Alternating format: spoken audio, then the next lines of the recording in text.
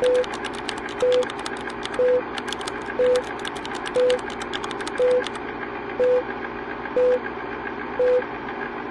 Ілияс Жансүгіров қуыршақ шығармасын ертегі үшін емес, елді ойландыру үшін жаздым.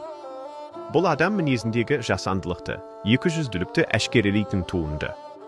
Шығармамда қоғамдағы өз ойын еркін білдіре алмайтын, өзгенің ойыншығы тәрізді болған қыз баланың қуыршақ сияқты болатынын сынамақ болдым. Қуыршақ сырт көзге әдемі, жылтыр көрінгенімен оның өз ойы, өз таңдауы жоқ. Ол жіпті кім тартса, соның қалауымен қозғалады. Осы арқылы жазушы қоғамдағы мансап үшін, пайда үшін ар-ұжданын құрбан еткен адамдардың бейнесін жасайды. Мұндай адамдар өз бетімен шешім қабылдап, шынайы болмысын жоғалтады. Ақынның тілі өткір, ой терең. Ол оқырманды ойландыруды мақсат етеді. Адам қуыршаққа айналмауы керек, өз пікірі мен ұстанымы болуы тиіс деген идеяны алға тартады.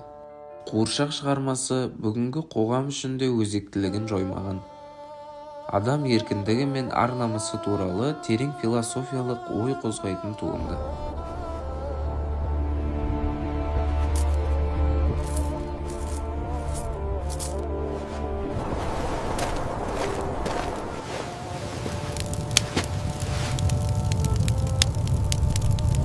Қуыршақ арқылы адамдардың кейбір жаман мінездерін көрсетеді. Ақын осындай қуыршаққа ұқсас тағдырлы адамдарда бар екенін айтқысы келеді. Сондықтан мұндай адамдарды автор қуыршаққа теңейді. Адам ешқашан қуыршақ сияқты біреудің қолында кетпеуі тиіс. Бұл шығарма арқылы оқушыны ойлануға, өз пікірін қорғауға, адал болуға тәрбиелейді.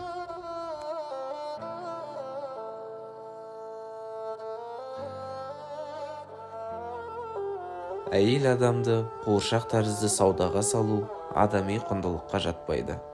Ілияс Жансүгіровтің азаматтық жанайқайы қуыршақ шығармасында анық көрінеді. Бұл шығарма бабас сияқтыларға ой салуы керек. Ескі қоғамның көлеңкелі көрінісі жойылып, жаңа заманның арайлы таңының атуына қаламымен үлесін қосты.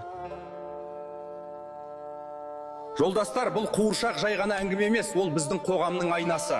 Ол екіжүзділіктің және бізді жайлаған жасандылықтың шынайы бетін ашады.